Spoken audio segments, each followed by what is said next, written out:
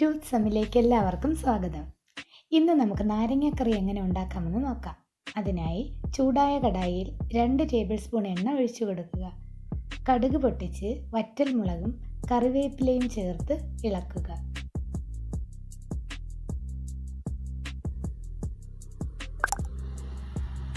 പത്തല്ലി വെളുത്തുള്ളി നീളത്തിൽ അരിഞ്ഞതും ചേർത്ത് വഴറ്റുക. ഒരു കറുനാരങ്ങയുടെ പകുതി അരിഞ്ഞത് ചേർത്ത് കൊടുക്കുക. ആവശ്യത്തിന് ഉപ്പും ചേർത്ത് നന്നായി ഇളക്കുക.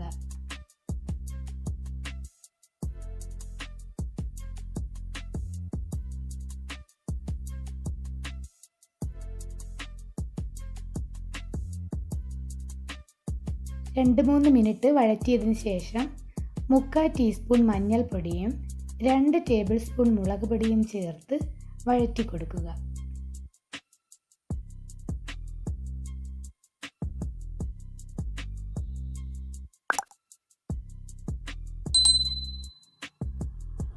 രണ്ട് ടേബിൾ സ്പൂൺ പുളിവെള്ളവും 1/2 ടേബിൾ സ്പൂൺ ശർക്കര പൊടിച്ചതും 1/2 ടീസ്പൂൺ കായപ്പൊടിയും ചേർത്ത് ഇളക്കി യോജിപ്പിക്കുക.